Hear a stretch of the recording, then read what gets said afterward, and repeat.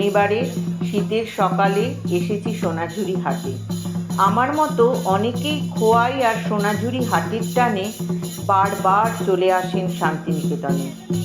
হাটের কোলাহল ছাপিয়ে ভেসে আসে একতারা মাদল আর খঞ্জনির তাল।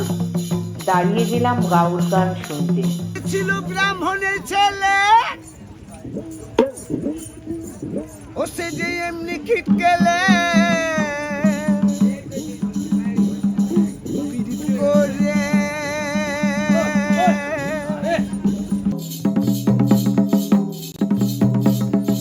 এই মাদলের শব্দে রয়েছে এক মাদকতা। আদিবাসী নাচ দেখার নিমন্ত্রণ। দাঁড়িয়ে গেলাম নাচ দেখতে।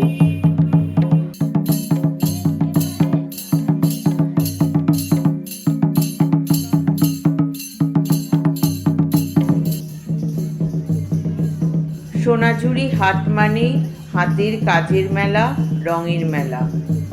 খোলা আকাশের নিচে সারি সারি দোকানে সাজানো রয়েছে কাঁথা স্টিচ আর হ্যান্ডলুমের শাড়ি, চাদর, বেড কভার, কুর্তি, পাঞ্জাবি, আরও কত কী। প্রতিটি কাপড়ে লেগে আছে কারিগরের নিখুঁত পরিশ্রমের ছাপ।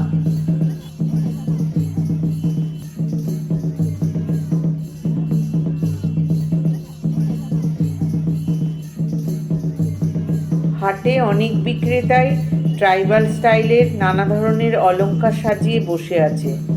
রঙিন সুতো, পুঁতি আর অক্সিডাইজড পেন্ডেন্টে সাজানো হারগুলো প্রত্যেকটাই খুব সুন্দর। সাথে ম্যাচিং করা ইয়াররিং। শাড়ি হোক বা কুর্তি, সব পোশাকের সাথে এই গয়নাগুলো খুব সুন্দর মানিয়ে যায়। চোখে পড়ল একপাশে ডোকরার ঘোড়া, প্যাঁচা, দেবদেবী গয়না সাজিয়ে বসে আছে এক বিক্রেতা। এগুলো সব বীরভূমের দরিয়াপুর গ্রামে তৈরি। শান্তিনিকেতনের আমার কুঠিরে কিন্তু ডোকরার কালেকশন অনেক অনেক বেশি, দামও রিজনেবল।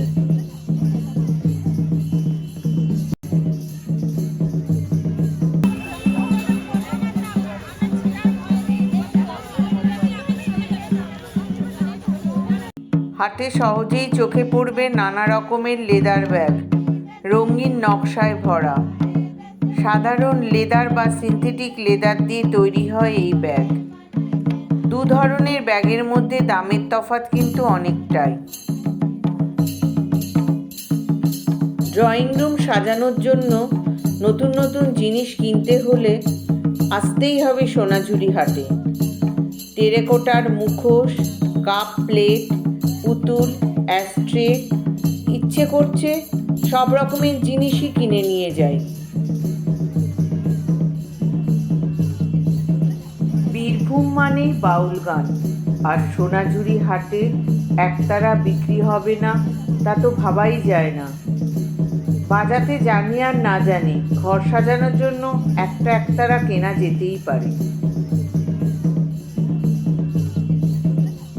সোনাঝুরি হাটে মহিলা বিক্রেতাদের সংখ্যা চোখে পড়ার মতো।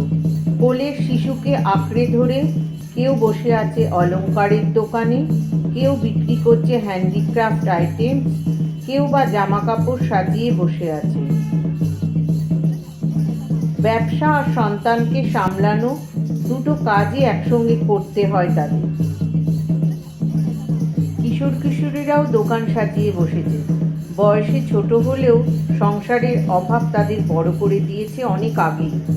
আনন্দও আছে, ক্রেতা এলে হাসি ফুটে ওঠে মুখে, বিক্রি হলে চোখে ঝিলিক দেখা যায়।